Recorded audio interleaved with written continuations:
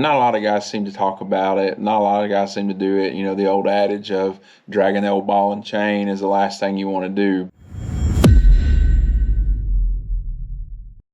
I'm here to talk to you today about a rig that seems to have fallen out of favor lately, especially over the past couple of years. And it is just something that nobody really seems to do other than in certain little circles, and that is a Carolina rig.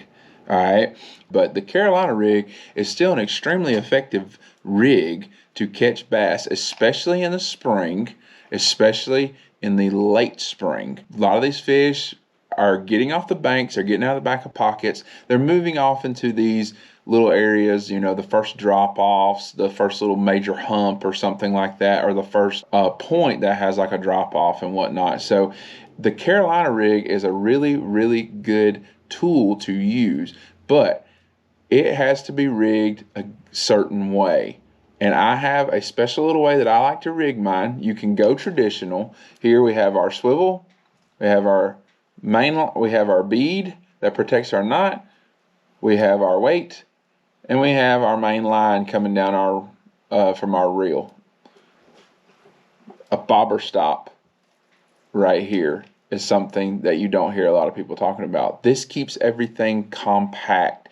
When you go back to cast that, everything stays together rather than this weight sliding all the way up your line sometimes the way that it is, where you get that old whip action with the Carolina rig that you've probably heard some of the old timers talk about. But if you run a bobber stop down just like this, it actually keeps the weight the same, but it still keeps the exact same action that you have coming in here with the Carolina rig.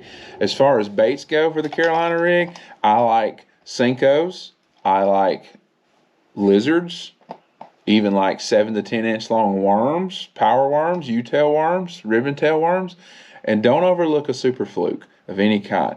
These are all really, really good baits that if you tie one on and you use one on a Carolina rig, you too should have to be able to have some success catching bass. And far as where and what to throw with them, Senkos, flukes, I like those on primarily spotted bass fishery lakes. I also like to throw the lizards and the big U-tail, ribbon tail worm type deals. I like those on primarily largemouth specific lakes. Get out there, throw you a Carolina rig, and here's one big tip with the Carolina rig.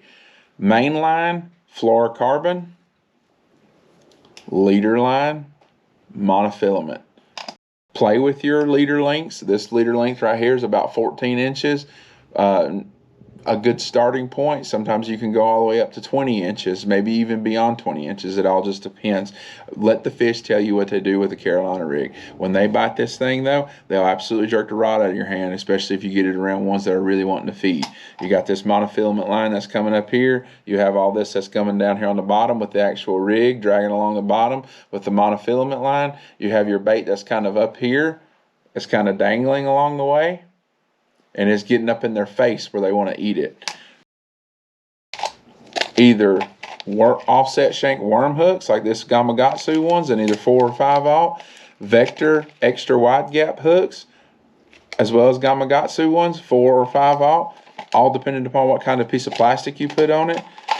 Here's the beads that I like. These are 8mm beads from Laser Sharp Eagle Claw. Great, black, red, purple, doesn't matter. I like black. That's my personal preference. And as far as the bobber stop goes, get you some medium-sized vector bobber stoppers. That way you can put that on your 15 to anywhere up to 20-pound test line, depending upon what you're fishing. 20-pound fluorocarbon for the main line coming off your reel, anywhere from 15 to 20-pound monofilament coming off from the swivel with the rest of the rig. Hope this tip helps you guys, and hope it'll catch you a lot more fish, and you too can possibly catch your PB on a Carolina rig. See you guys on the next one.